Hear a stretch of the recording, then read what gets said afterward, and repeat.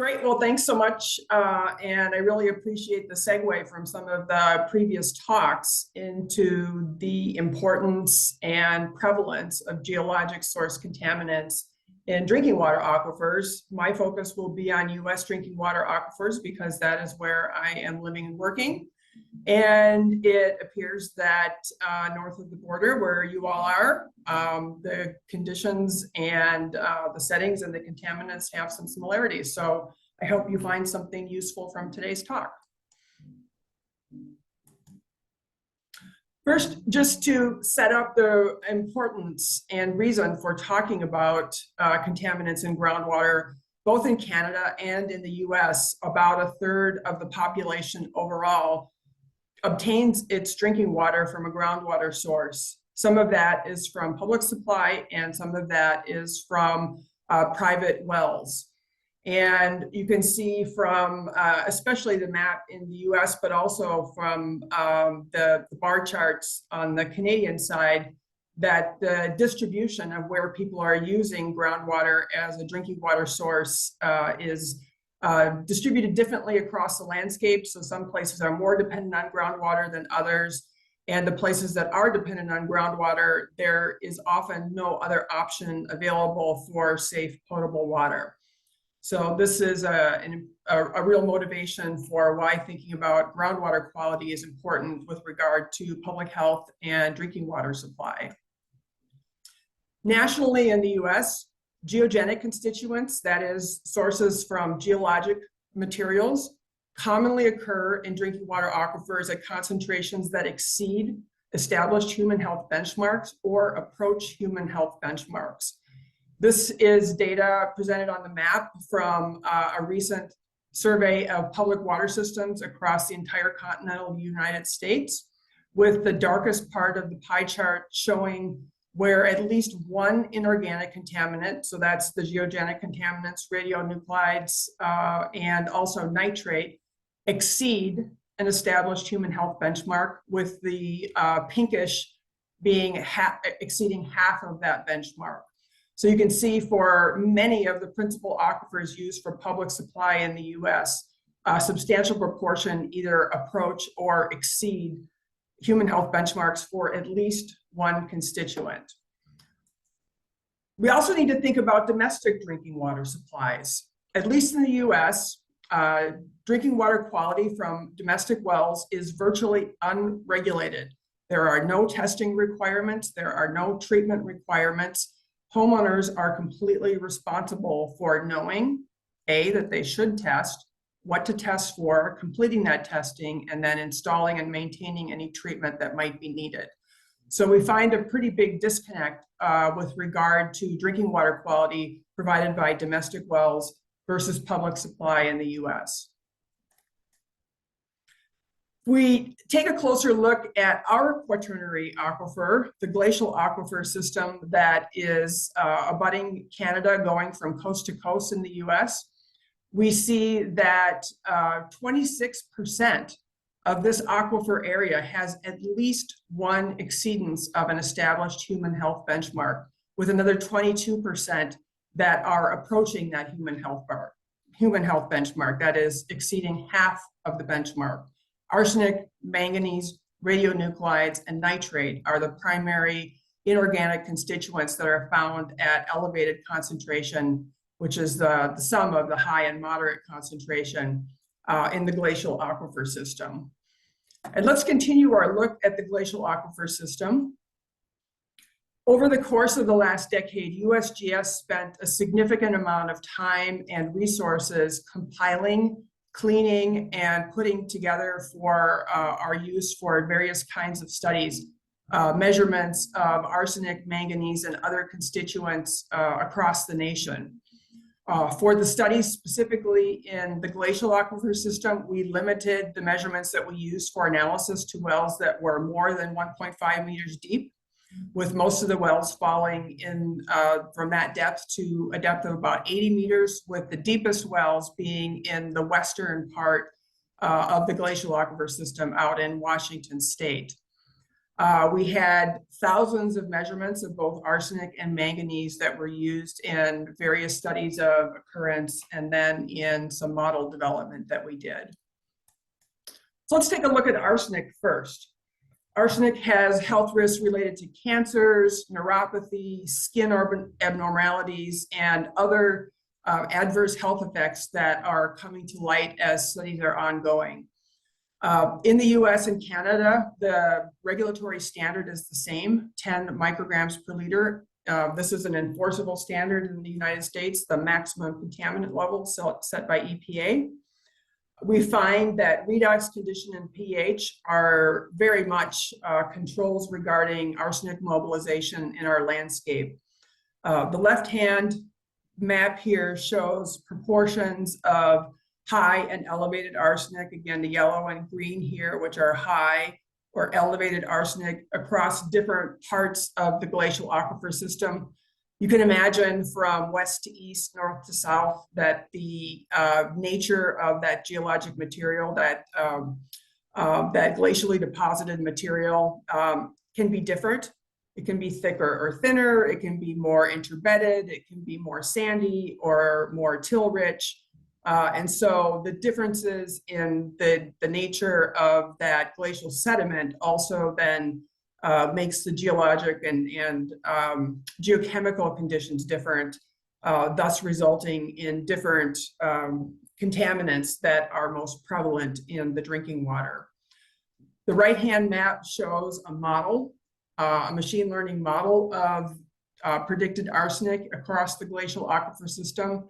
The panel that is shown is for the domestic drinking water depth, or pardon me, a shallower drinking water depth across the glacial aquifer system. Again, showing the differences in likelihood of high arsenic depending on where you are with regard to that glacial material, with the central part of the glacial aquifer system generally having the thickest till and the highest concentration of the geologic-sourced contaminants that are mobilized under anoxic conditions. We can turn our attention now to manganese, which is both an essential element and a contaminant, with health risks, especially to infants and young children related to memory, attention, and motor skills. Canada has the MAC of 120 micrograms per liter, whereas in the US, there is no enforceable standard, but there is a health-based screening level of 300 micrograms per liter. Again, redox condition and pH set controls on mobilization within the glacial aquifer system and other settings. And you can see from the map on the left of occurrence at high, moderate, and low concentration, and the model concentrations in shallow aquifers in the right-hand map, that manganese is more prevalent at moderate and high concentration than arsenic is across the glacial aquifer system. Arsenic and manganese mobilization both can be also influenced by human inputs, often carbon sources from landfills or petroleum spills or other sorts of carbon inputs to an aquifer. Those extra carbon inputs can change the redox chemistry, therefore changing the likelihood that arsenic or manganese will be solid phase versus aqueous phase. And so in that reducing condition, arsenic and manganese can be mobilized from previously solid forms and mobilized into groundwater systems. Now let's turn our attention to radionuclides, and we're going to shift to a different aquifer system. This is the Cambrian Ordovician system that lies south of Lake Superior and west of Lake Michigan, and then southward a bit. And radionuclides are very common in this aquifer system in the US here. Health risks are related to cancers and other types of effects, and both EPA and Health Canada have drinking water standards established, and many of the concentrations that we see in this particular aquifer system that underlies the glacial in this part of the US exceeds pretty regularly exceeds drinking water standards. The geochemical conditions that are present in the environment can be changed by geochemical inputs by people too. So things like road salt application, inputs of sodium and chloride can tend to mobilize radium in the aquifer. So here we see a relation between road salt application and changes in radium in a northern US aquifer that is prone to having much road salt put on the roads in the wintertime. And while we're talking about salt, let's talk just a little bit more about chloride and salt and an effect of chloride that's often overlooked, and that is increasing corrosivity in the water supply, both water supply from a surface water source or from a groundwater source. High chloride increases that corrosivity, and corrosivity in turn can release lead and copper into drinking water from the service lines, either the publicly owned service lines or in services in people's own homes. And so when we think about chloride, we should think about also lead and copper.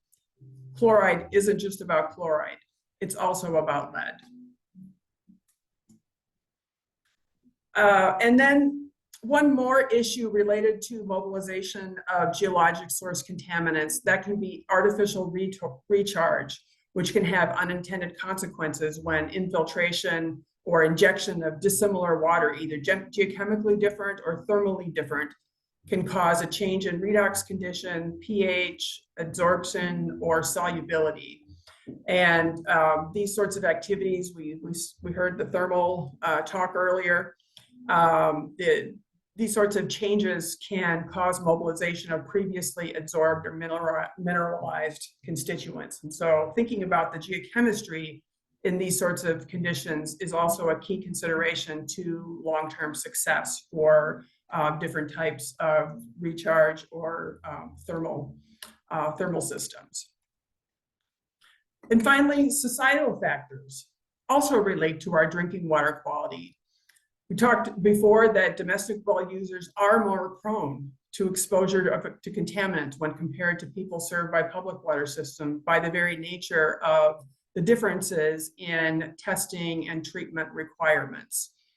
Finally, socially vulnerable communities can be disproportionately affected by health-based drinking water violations at public water systems. And we see examples of that in the headlines, where less well-to-do, less affluent, or minority communities tend to have more run-ins with the drinking water quality with regard to their publicly served water. And here is a quick review of the references that were cited.